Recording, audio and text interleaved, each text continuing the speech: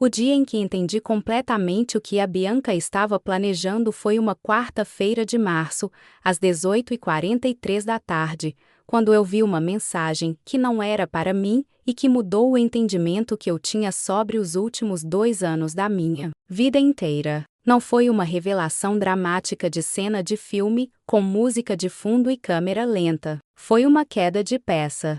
Aquela sensação específica de quando você estava olhando para um quebra-cabeça montado pela metade e alguém encaixa a peça que estava faltando e de repente, você vê a imagem completa e entende que a imagem que estava vendo antes estava errada desde o início, não porque você estava errada, mas porque alguém estava trabalhando ativamente para que você não visse o que estava na frente dos seus olhos. A mensagem era da Bianca para uma amiga dela chamada Patrícia.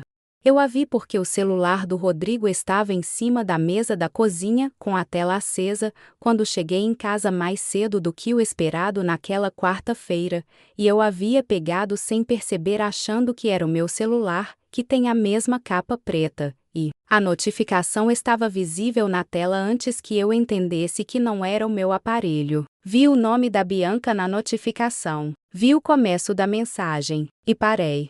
Não porque eu fosse o tipo de pessoa que lê mensagem de celular de outra pessoa como hábito, mas porque o começo do que eu havia visto tinha 2 palavras que não faziam sentido no contexto casual de uma conversa de irmã, e essas 2 palavras eram ele concordou. Ele concordou. Com o quê? Com o que exatamente a Bianca havia convencido o Rodrigo a concordar? Peguei o celular. Li a mensagem completa.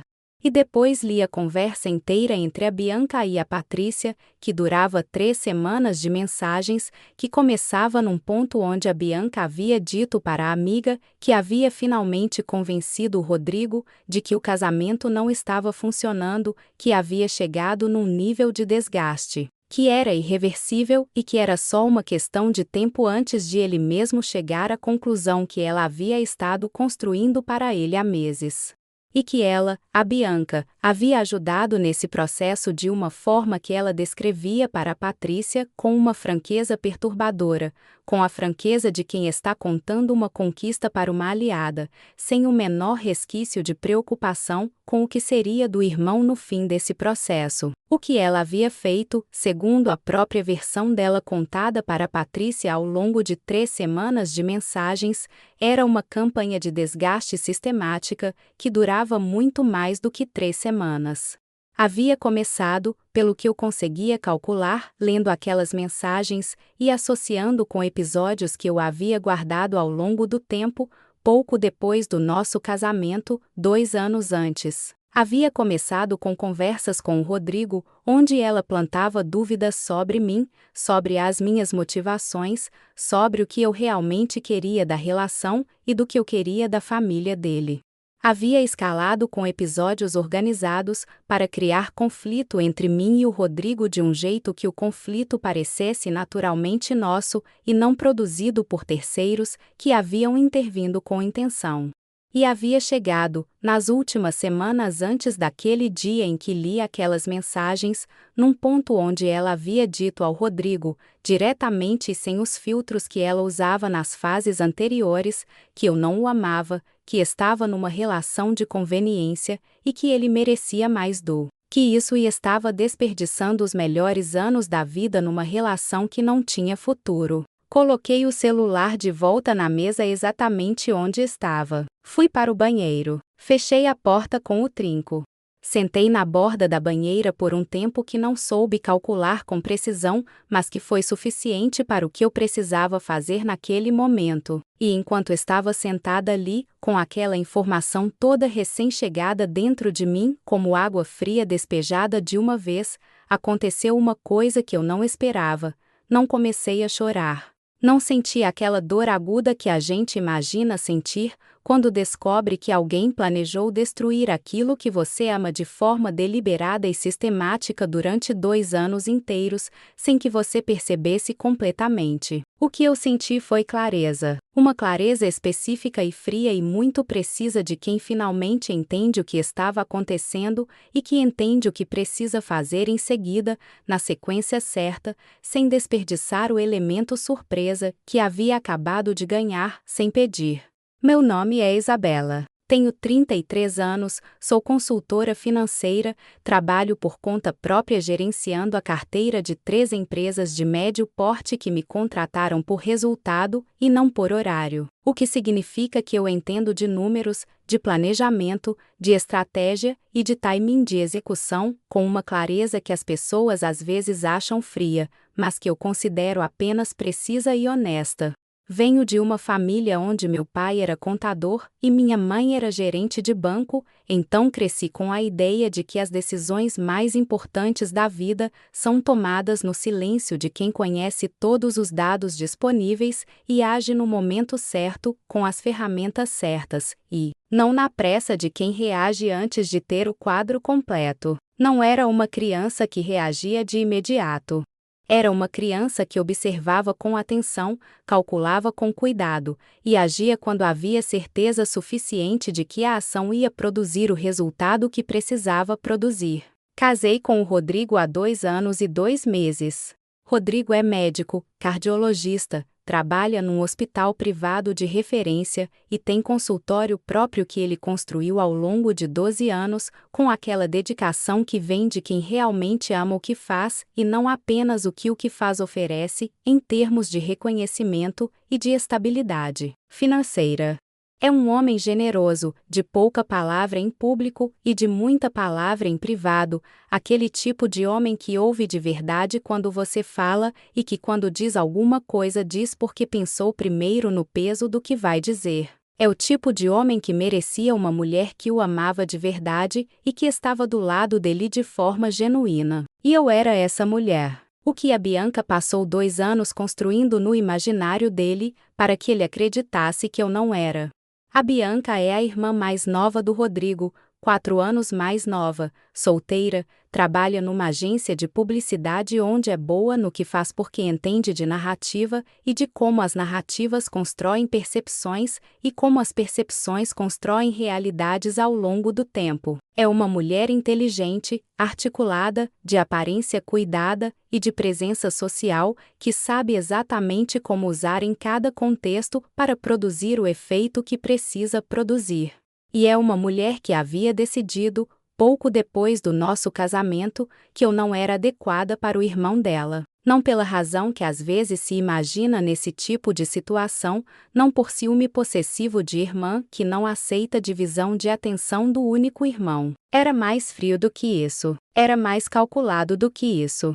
Era a avaliação de alguém que havia analisado o irmão e a cunhada e havia chegado à conclusão de que a cunhada não atendia ao padrão que ela havia definido internamente e que o irmão estava melhor sem ela, e havia decidido fazer alguma coisa a respeito com o método e com a paciência de quem sabe que as coisas que demoram mais para construir são as que ficam por mais tempo. Quando saí do banheiro naquela quarta-feira de março, o Rodrigo ainda não havia chegado em casa. E eu tinha exatamente o tempo que precisava para tomar as primeiras decisões sobre o que ia fazer com o que havia descoberto. As decisões que a Bianca não havia previsto que eu tomaria. Porque a Bianca havia analisado o Rodrigo com cuidado e havia desenvolvido uma estratégia precisa para ele. O que ela não havia feito, em nenhum momento dos 2 anos anteriores, era me analisar a mim com o mesmo nível de cuidado e de atenção.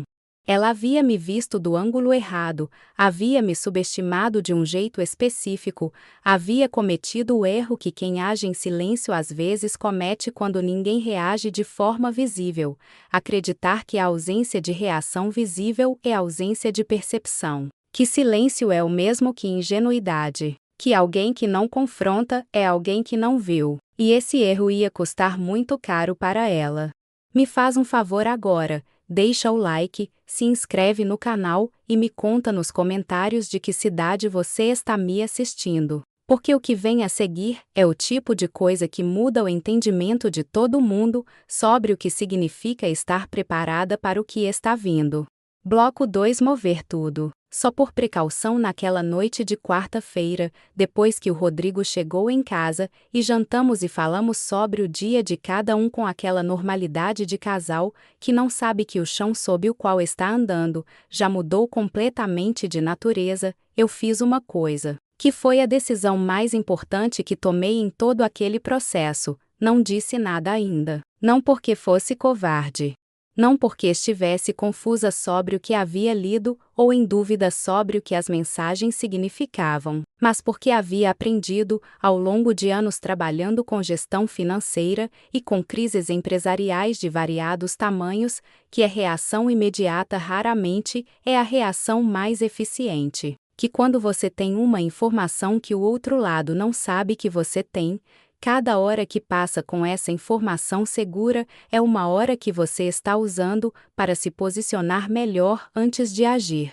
E eu precisava de mais do que algumas horas para me posicionar da forma que eu queria estar posicionada quando fosse a hora de agir de verdade. Enquanto Rodrigo falava sobre um paciente difícil que havia tido no hospital naquela tarde, eu estava ouvindo com a parte de mim que sempre ouve e processando com a outra parte, o plano que estava se formando na minha cabeça, com aquela precisão de planilha que é a minha forma natural de organizar problemas complexos. Sabia o que precisava fazer em termos gerais. Sabia a sequência lógica das ações. Sabia os recursos que precisaria e onde encontrá-los. Sabia o timing que tinha disponível.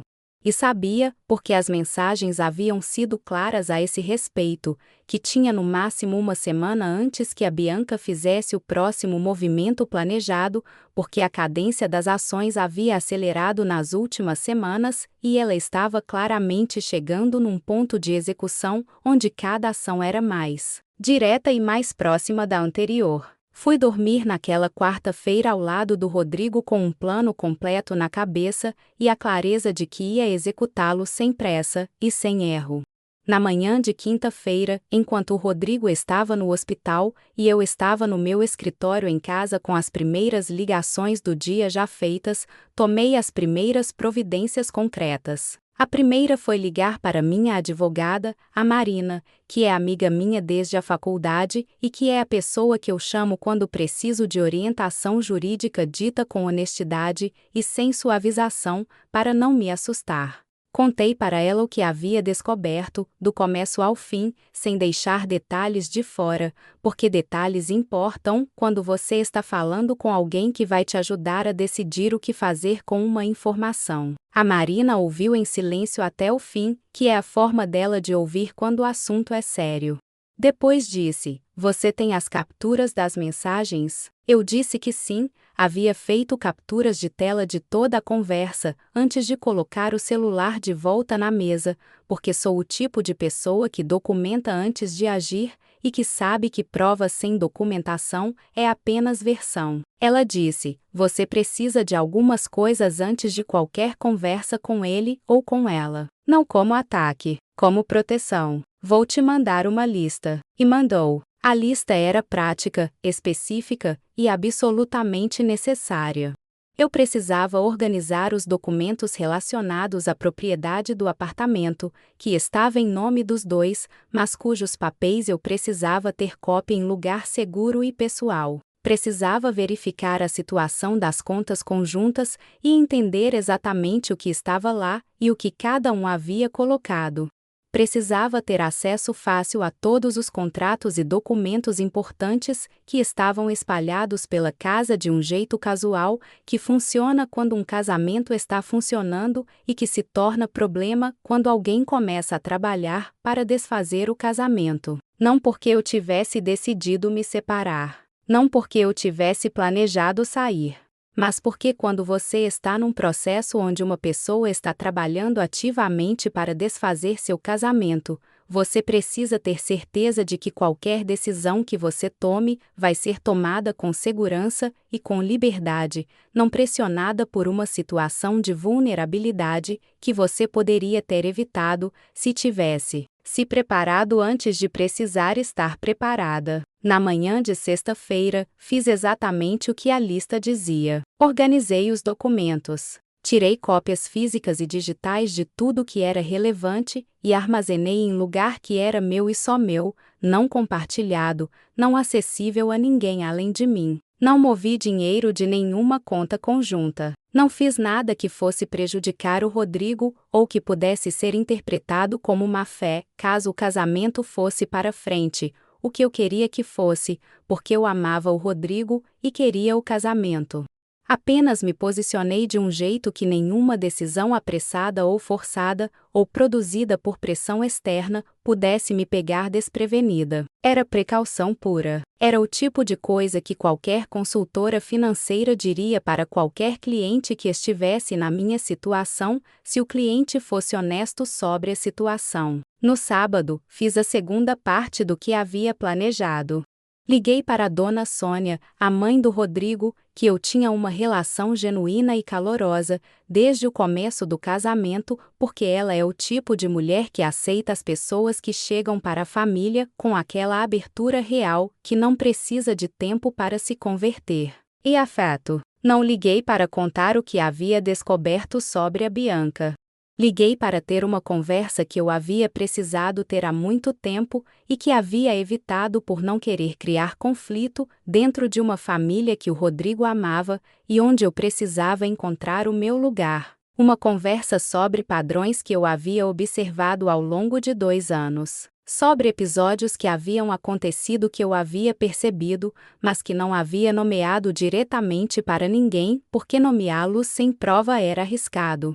Sobre o que eu sentia que havia estado acontecendo com o Rodrigo nos últimos meses, de uma forma que eu havia percebido, mas não havia conseguido entender completamente até a quarta-feira anterior.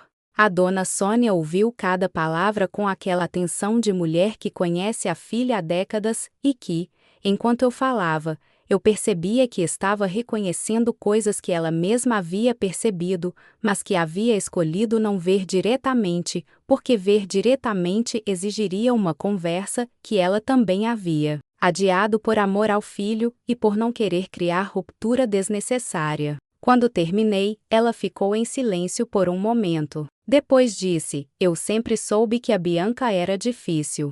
Mas não sabia que havia chegado nesse ponto." Eu disse: "Chegou." Ela disse: "O que você precisa de mim?" Eu disse: "Eu preciso que você saiba o que está acontecendo. E que quando a conversa com o Rodrigo acontecer, você tenha o contexto para entender o que ele vai contar para você." No domingo, fiz a terceira e mais importante parte de tudo. Conversei com o Rodrigo. Sentei com ele na sala depois do jantar, com o celular na mão com as capturas abertas, e disse: "Você precisa ver uma coisa." Não disse mais nada antes de entregar o celular para ele ler. Deixei ele ler em silêncio, sem interromper, sem comentar, sem preencher o silêncio com explicação, antes que ele pedisse explicação.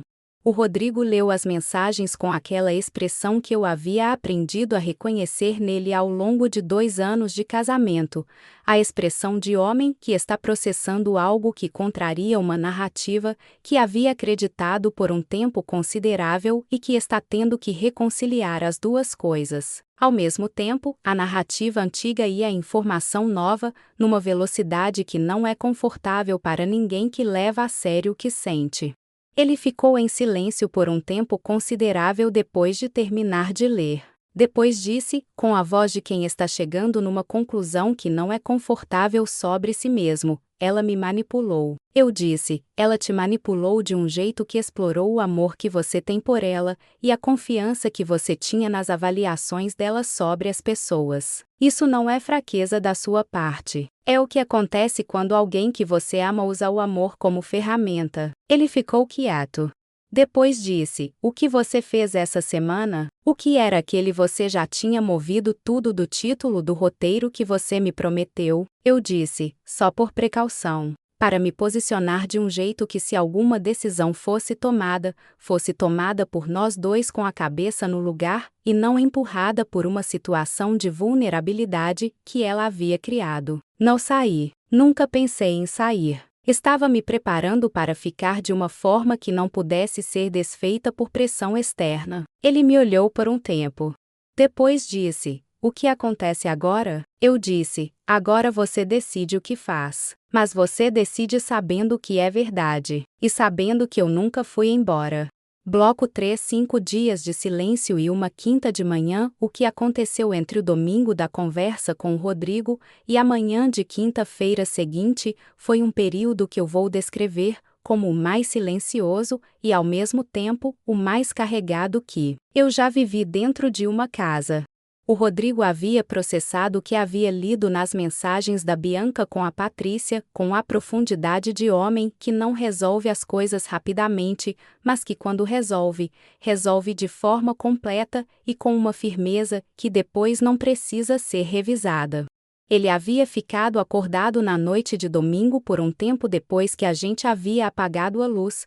Eu sabia que estava acordado, porque o Rodrigo que está acordado tem uma qualidade de respiração diferente do Rodrigo que está dormindo, e eu havia ficado quieta deixando aquele silêncio fazer o que precisava fazer, que era deixar as peças se encaixarem no lugar certo dentro da cabeça de um homem que havia sido manipulado por alguém de quem não esperava ser manipulado. Ao longo da segunda e da terça, ele ficou em silêncio de um tipo específico e reconhecível para quem o conhece bem, não o silêncio de quem está com raiva e não quer falar, não o silêncio de quem está magoado e está esperando que você perceba, mas o silêncio de quem está ordenando dentro de si o que descobriu com o que havia vivido e que está encontrando conexões entre os dois que explicam coisas que haviam ficado sem explicação por muito tempo. Episódios que ele havia classificado de um jeito que agora precisavam ser reclassificados. Conversas que ele havia lido de uma forma e que agora precisavam ser relidas com a chave correta. 2 anos de percepções que haviam sido construídas por uma pessoa que ele amava e que agora precisavam ser desfeitas e refeitas a partir da informação que havia chegado. Na terça noite, depois do jantar, com o apartamento quieto e nenhuma pressa de nenhum dos dois, o Rodrigo me disse que havia pensado no que ia fazer em relação a Bianca. Disse que queria falar com ela. Não para confrontar de forma dramática com raiva acumulada, não para acusar com voz levantada na esperança de produzir catarse, mas para ter a conversa que eles precisavam ter.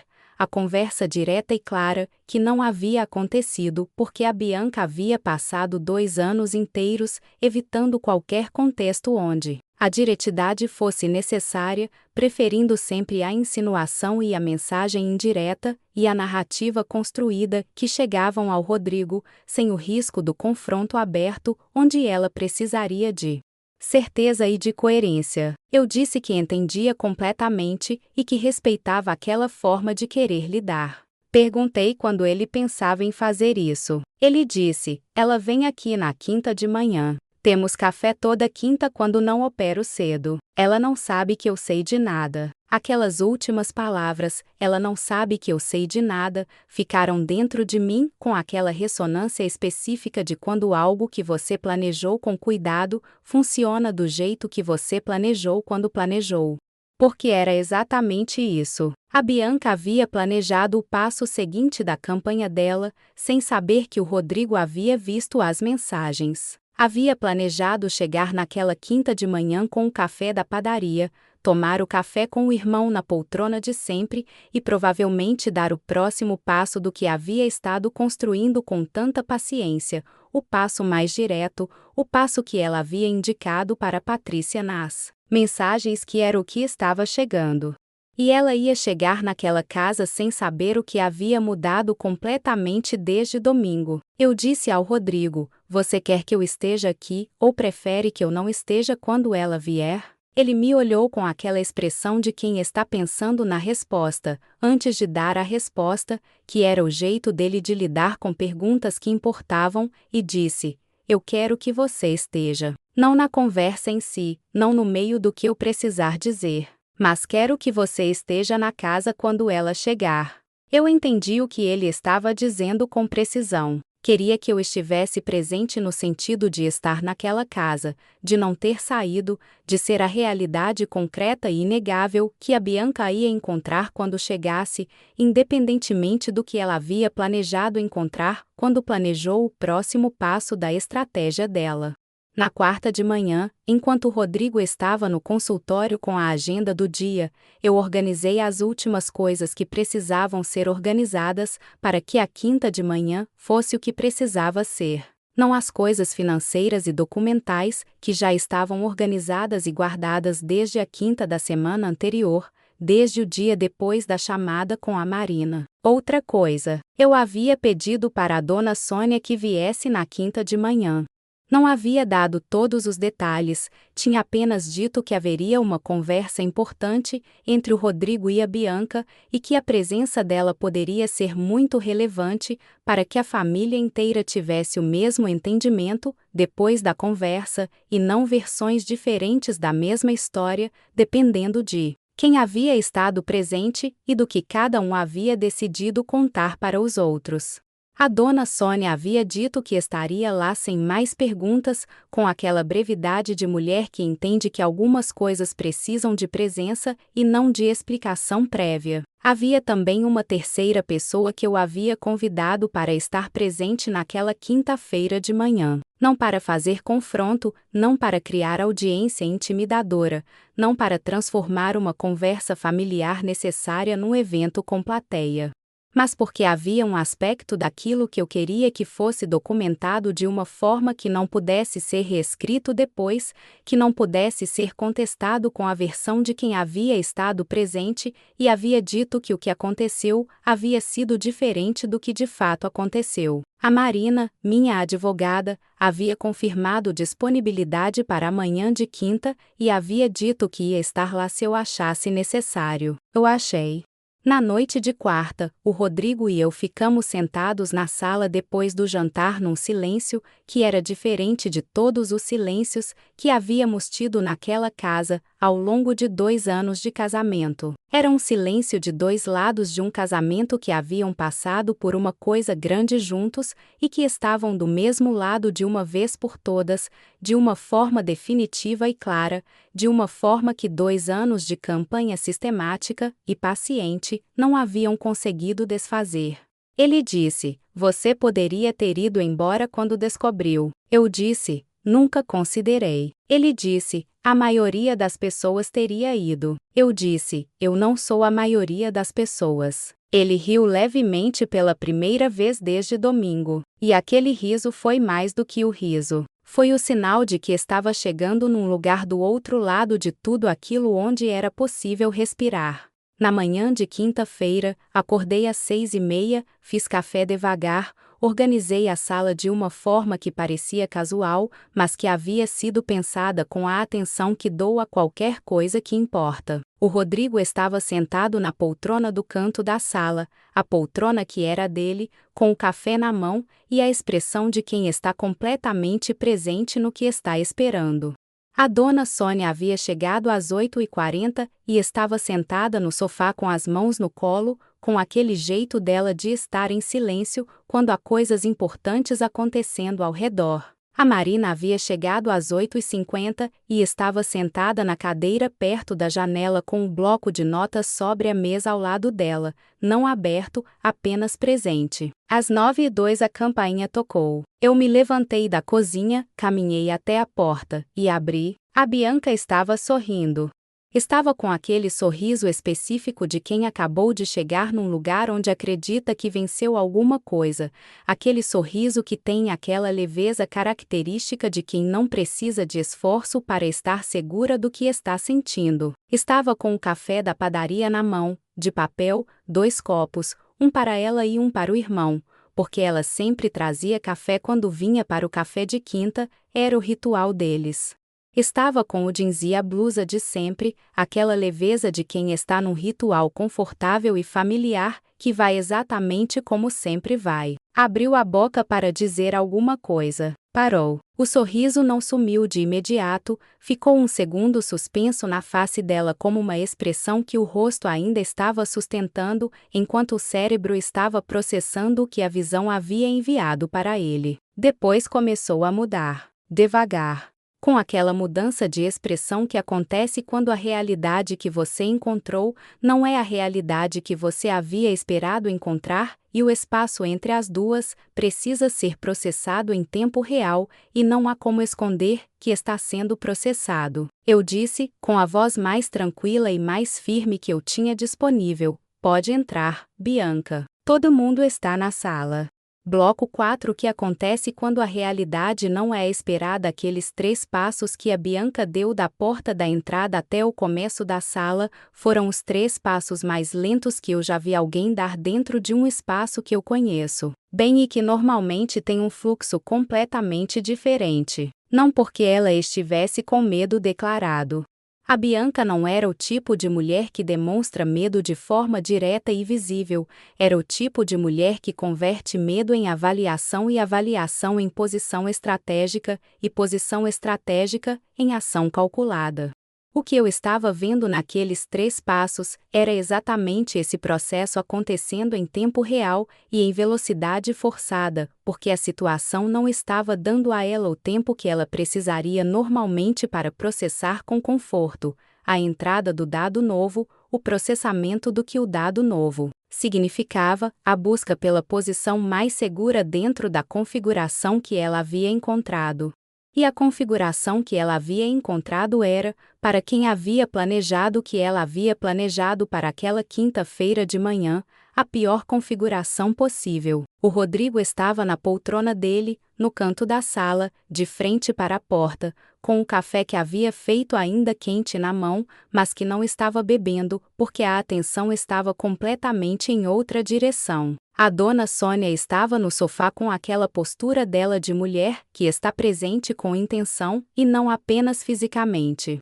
Uma mulher que a Bianca não conhecia, a Marina, estava sentada na cadeira perto da janela com um bloco de notas sobre a mesa ao lado dela, não aberto, apenas presente, mas presente com aquela presença específica de objeto que existe num contexto e que comunica alguma coisa sobre o contexto só por existir nele. E eu estava na entrada da sala com a porta que eu havia aberto ainda atrás de mim, de pé, olhando para Bianca com aquela calma que ela havia confundido por 2 anos com passividade e que hoje eu queria que ela entendesse que nunca havia sido passividade em nenhum momento. Ela disse, com a voz que era uma versão mais controlada e mais cuidadosa do normal dela: Rodrigo, o que está acontecendo aqui? O Rodrigo não respondeu imediatamente. Estava olhando para ela com aquela expressão que eu havia visto nele pela primeira vez no domingo, quando havia lido as mensagens pela primeira vez, e que eu havia aprendido nos dias seguintes a reconhecer como a expressão de quem chegou num entendimento, do qual não vai mais sair porque é um entendimento baseado em informação concreta e não em impressão que pode ser reinterpretada. Depois disse, com aquela voz baixa e firme que ele usava quando algo era sério: senta, Bianca. A dona Sônia acenou com a cabeça em concordância discreta, aquele aceno de mãe que confirma sem precisar de palavra. A Bianca sentou, no sofá, ao lado da mãe, com aquele jeito de sentar de quem está se posicionando para uma conversa que não sabe ainda qual direção vai tomar, mas que quer estar numa posição de onde possa responder ao que vier de qualquer ângulo. Eu fechei a porta da entrada e fui para a poltrona do canto oposto ao Rodrigo e sentei. A Marina continuou com o bloco de notas sobre a mesa, fechado, sem abrir, apenas presente como instrumento que existe no espaço e que a Bianca sabia que existia sem que eu precisasse explicar para que servia ou o que representava. O Rodrigo disse: eu quero que você me explique alguma coisa. E tirou o celular do bolso. Abriu nas capturas das mensagens da Bianca com a Patrícia que eu havia feito na quarta-feira anterior e que ele havia depois transferido para o próprio celular. E colocou na mesa de centro da sala, tela para cima, de frente para Bianca, de um jeito que ela precisaria se inclinar levemente para frente para ver o que estava na tela, mas onde era absolutamente impossível não perceber que havia algo significativo naquela tela, que estava ali, colocado com a intenção de ser visto, e não por descuido. A Bianca ficou olhando para o celular por um segundo sem se mover, avaliando. Depois se inclinou levemente, suficientemente para ver. Vi no rosto dela o momento em que ela entendeu o que estava vendo. Foi um momento breve mas completamente legível para quem estava prestando atenção com os olhos no rosto certo, aquele segundo em que a expressão muda de quem está processando o que vê para quem entendeu o tamanho exato do que vê e o que esse tamanho significa para o que havia planejado. Depois se recostou para trás e disse, com aquela voz que ela usava quando estava buscando a posição mais segura numa conversa que havia saído do controle: "Isso está fora de contexto." Eu disse, da poltrona onde estava, sem mudar o tom e sem mudar a posição. Que contexto colocaria as palavras? Finalmente convenci ele de que o casamento não está funcionando numa leitura diferente do que a que qualquer pessoa que lesse essas palavras teria. Ela me olhou diretamente pela primeira vez desde que havia entrado na sala. O Rodrigo disse: "Eu quero que você me diga por que fez isso, Bianca. Não como acusação, como pergunta real de alguém que precisa entender."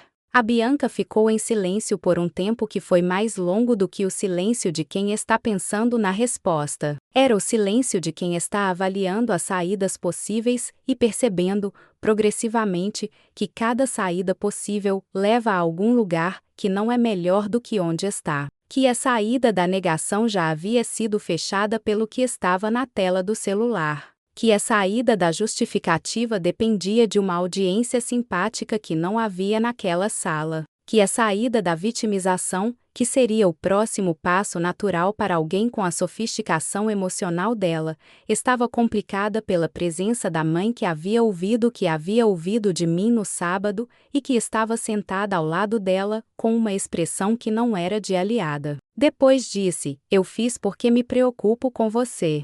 Porque eu via que você estava num casamento que não estava te fazendo bem e que estava ficando pior com o tempo. Porque alguém próximo precisava ter coragem de dizer a verdade sobre o que via acontecer." O Rodrigo disse: "A sua versão da verdade sobre o que você decidiu que via." Sem me perguntar o que eu sentia. Sem perguntar para a Isabela o que ela sentia.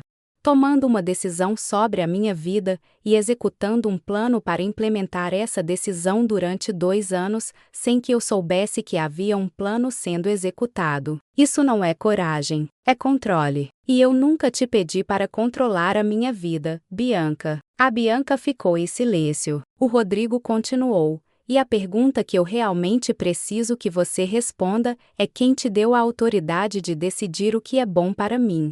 A pergunta chegou na sala com aquele peso específico de quando a pergunta certa é feita no momento certo com a voz certa de quem tem todo o direito de fazer e que não tem resposta confortável disponível para quem precisa responder. A dona Sônia falou pela primeira vez desde que a Bianca havia entrado na sala. Disse, com a voz de mãe que não está fazendo acusação, mas que está nomeando o que está vendo de frente: "Bianca, eu ouvi o que a Isabela me contou no sábado. E estou aqui porque eu precisava estar presente quando você ouvisse o que o Rodrigo tem para dizer. Não para te condenar. Para ser sua mãe em todos os momentos, inclusive nesse." A Bianca olhou para a mãe com aquela expressão de quem não esperava encontrar a mãe naquele lado da conversa e que está recalibrando, em tempo real, o entendimento que tinha sobre o que havia planejado e sobre quem estava onde naquele momento. O Rodrigo apresentou cada ponto com a precisão de homem que havia organizado o que ia dizer antes de dizer, e que não ia ser desviado do que havia planejado por nenhuma reação intermediária. A campanha de 2 anos. As conversas específicas onde ela havia plantado dúvidas sobre a Isabela. Os episódios que ele havia lembrado ao longo da semana e que agora tinham uma leitura completamente diferente da leitura que havia feito quando haviam acontecido. A mensagem onde ela havia dito que ele merecia mais do que o casamento estava dando. E a conversa com a Patrícia que havia descrito tudo aquilo com a franqueza de quem está contando uma conquista para uma aliada de longa data. A Bianca não pediu desculpa naquela sala. Não fez aquela cena de arrependimento dramático que às vezes acontece nessas situações e que pode, se feita com habilidade suficiente, reposicionar a narrativa de uma forma mais favorável para quem pede desculpa. Ficou em silêncio pelo período mais longo que eu já havia visto ela manter silêncio em qualquer situação, com aquela expressão de quem está processando o custo de ter sido vista de frente, de ter sido exposta com precisão e com evidência, de ter encontrado numa sala pessoas que não eram a audiência que havia planejado para o momento que havia vindo executar naquela quinta de manhã. Depois disse, para o Rodrigo, com a voz mais baixa do que eu a havia ouvido usar: eu precisava acreditar que estava fazendo a coisa certa. O Rodrigo disse, de forma simples e direta: para você, não para mim. Ela não respondeu, e aquele silêncio foi a resposta mais honesta que ela deu em toda a manhã. Bloco 5 que fica depois que a verdade é dita, a Bianca saiu daquele apartamento por volta das 11 da manhã, pouco mais de 2 horas depois de ter chegado com os 2 copos de café da padaria na mão e com um sorriso que havia durado aproximadamente os 3 passos entre a porta e o começo da sala. Saiu com os 2 copos ainda na mão, porque havia chegado com eles e não havia tido nenhum momento ao longo de toda aquela manhã em que fazer alguma coisa com eles fizesse sentido dentro do contexto em que a manhã havia se desenvolvido.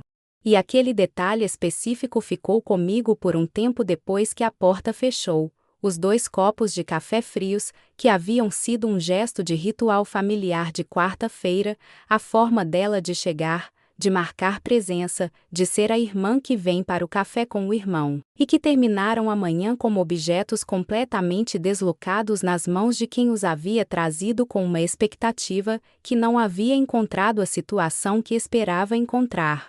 A dona Sônia ficou mais um tempo depois que a Bianca foi embora.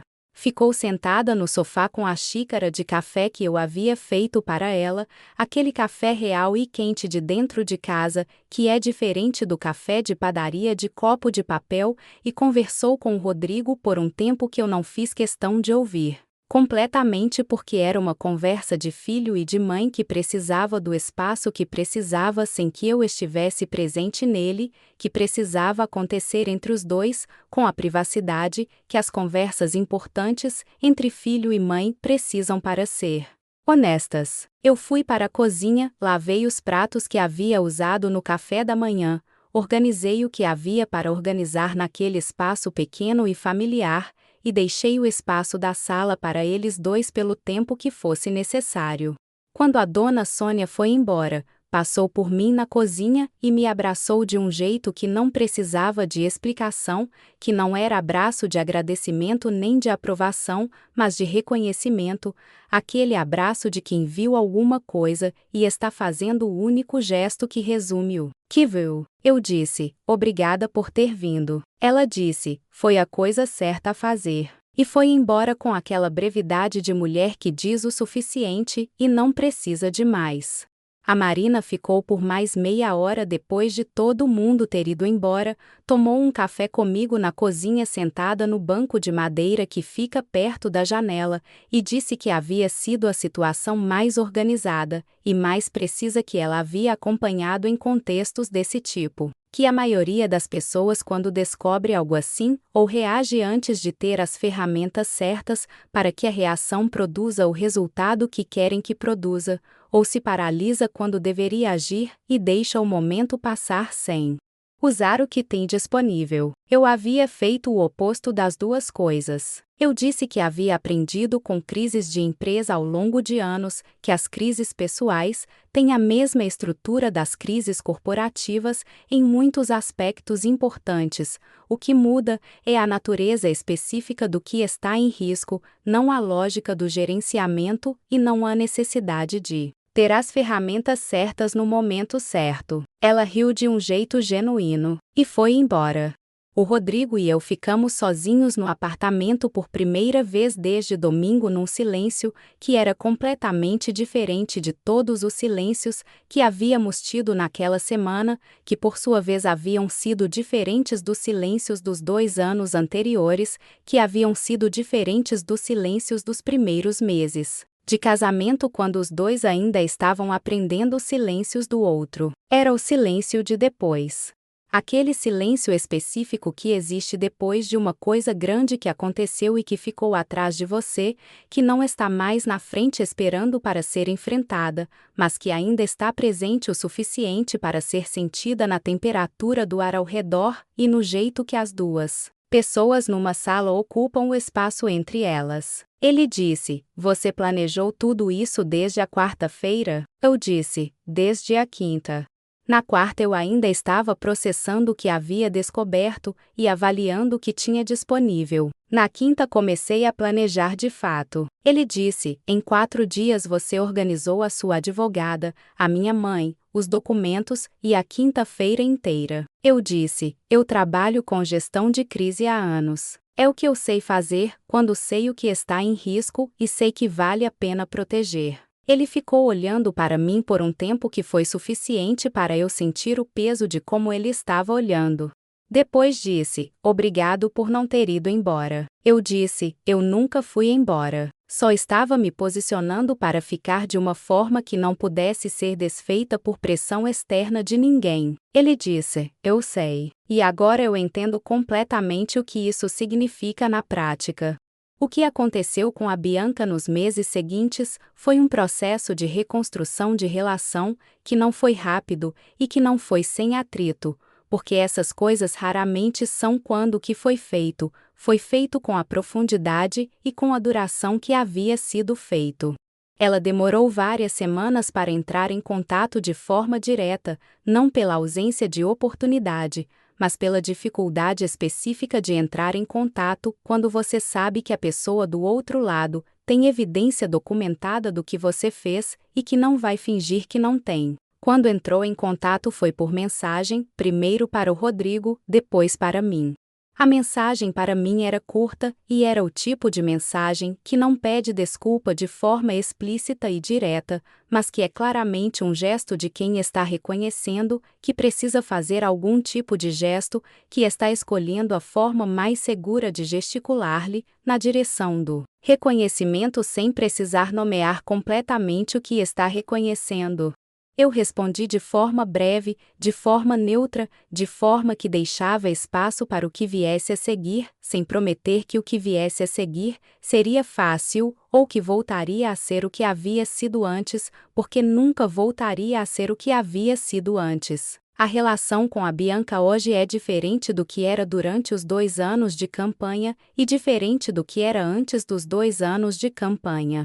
É uma relação que tem limites claros que foram estabelecidos pelo Rodrigo em conversas que ele teve com ela ao longo dos meses seguintes, aquela quinta-feira de manhã, limites sobre o que ela pode e o que não pode opinar sobre a nossa vida, sobre como ela existe na relação do irmão com a esposa, sobre o que é conversa de irmão e o que é interferência que não foi pedida. Esses limites não foram estabelecidos com raiva ou com punição ou com afastamento total. Foram estabelecidos com a clareza de quem entendeu o que havia acontecido e que sabe que a única forma de a relação continuar de qualquer jeito é com limites explícitos que existam de verdade e não apenas de forma tácita e indefinida. A Bianca aceita esses limites. Não de forma sempre confortável, não sem resistência em alguns momentos, mas aceita porque a alternativa que o Rodrigo apresentou como possibilidade era uma distância muito maior do que aceitar os limites que existem. O casamento ficou mais forte depois daquilo. Não porque crises fortalecem relacionamentos de forma automática e mágica, porque não fortalecem, podem destruir com a mesma facilidade com que às vezes fortalecem. Mas porque o que o Rodrigo e eu fizemos com aquela crise foi diferente do que faz a maioria das pessoas quando está numa crise semelhante. Não deixamos para depois, não fingimos que estava resolvido antes de estar, Não aceitamos a narrativa que havia sido construída por terceiros antes de verificar se era verdadeira. Enfrentamos de frente, com as ferramentas certas, no momento em que havia ferramentas suficientes para que o enfrentamento fosse eficiente e não apenas catártico. E quando um casal faz isso junto, quando consegue estar do mesmo lado de uma crise que tentou colocá-los em lados opostos, o que fica depois não é o mesmo que havia antes. É mais robusto, é mais honesto, é baseado numa prova de que os dois lados escolheram o casamento quando havia razão suficiente para não escolher. Para você que está me ouvindo agora e que talvez esteja passando por algo parecido, numa situação onde alguém está trabalhando em silêncio para desfazer algo que você construiu com amor e com esforço real, eu quero te dizer o que aprendi naquele processo. A resposta para quem está agindo em silêncio contra você não é reagir em grito antes de estar pronta. É se preparar em silêncio também, com o mesmo cuidado com que a outra pessoa está operando, mas com mais clareza de intenção, porque a sua intenção é proteger e não destruir. É ter as ferramentas certas no momento certo. É saber o que você tem, onde está e como usar quando for a hora de usar. Não é agressividade, é clareza. E é a certeza, interna e inabalável, de que o que você construiu com amor vale ser protegido com o mesmo nível de cuidado com que foi construído. Deixa o like, se inscreve no canal e me conta nos comentários o que você faria na minha situação. Nos vemos no próximo relato.